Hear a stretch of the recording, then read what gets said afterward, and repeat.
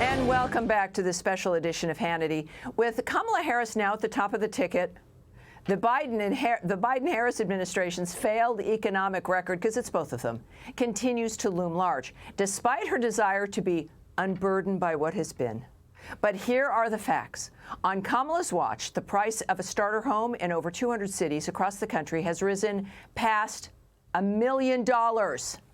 On Kamala's watch, American automakers' electric vehicles divisions are losing billions. On Kamala's watch, inflation is up 20%, and wages have not kept up. Interest rates are so high people can't afford to buy homes or cars or really anything, especially with credit cards now charging 30% interest rates. I have one that went up to 35%, by the way. And here's the best part. Kamala Harris has been one of the biggest boosters of Bidenomics, and according to her, it was all part of the plan. Take a look. All of this is part of our blueprint together for what America can be. This is Bidenomics, a plan to invest in America and build a future in which all people can truly thrive. Wow. Wow. Here now with reaction are Kaylee McGhee-White from the Washington Examiner, Committee to Unleash Prosperity founder Steve Moore, whose newsletter I get every day, and it's great, and Democratic pollster Doug Schoen. Doug, let me just start with you. This is, Americans are suffering. We all know it doesn't care the price of eggs. Don't ask you what your party is before you go and can't buy them. You know, this is very serious. You can't memory hole it on the internet. Is she going to be able to talk her way through the economic disaster we're still experiencing? Well, Joe Biden couldn't talk his way through. Well. It's one of the reasons why his poll numbers tanked. I don't really see what Kamala Harris can say to deal with inflation and the cost of living skyrocketing. She's got to try to personalize her concerns, but so far she's come up empty, and the Democrats have come up empty. I'm a Democrat. I want the party to address these issues, but so far an honest assessment is they failed. You know, Kaylee, I think one thing they seem to be doing is painting her as an empty vessel who was delivered by the planet Venus, who has nothing to do with anything that happened, and that she is now going to be the savior because she's an innocent bystander. Is that really the only way she can proceed? Right, but it's not true. She didn't just have, you know, an inactive role in the Biden administration. She was helping implement it. So this is one of the things that a teleprompter is not going to be able to help Kamala Harris with.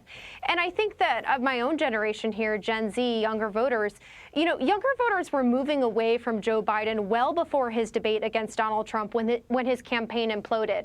And that was not necessarily even because of his mental capacity. It was because of the policies. It was because of our economic concerns. It's very difficult for any of us to afford to buy our first homes. It's very difficult for many to even afford their groceries on a weekly basis.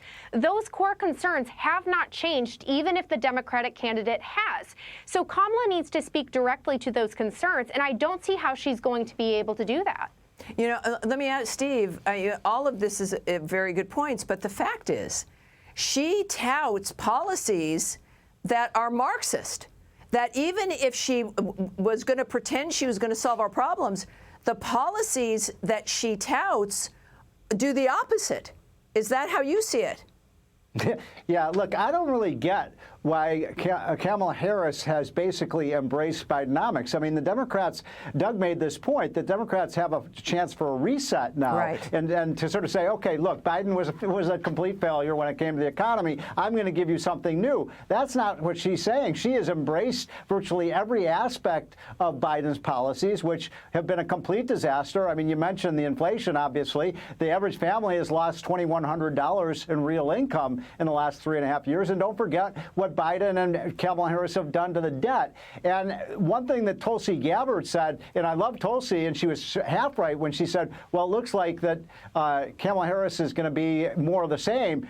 I think it's going to be worse than the same, because if you look at her positions, I mean, she's for getting rid of private health insurance and basically having the government take over the healthcare system. She's for requiring every worker in America to join a union, whether they want to or not. She's for an even more radical green agenda than Biden is. So it's not just more of the same. I think it'd be much more devastating to the economy. You know, Doug, I'd mentioned that, you know, they're saying, yeah, it's going to be more of the same. I see her as new Coke, that it's not the same product at all.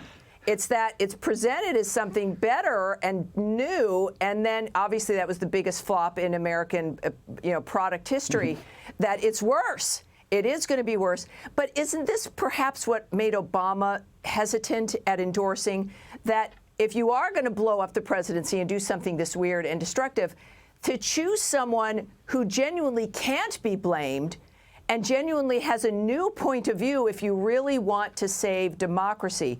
Could it be possible that people realize this was a mistake and why not do it again and switch her out and have a real convention?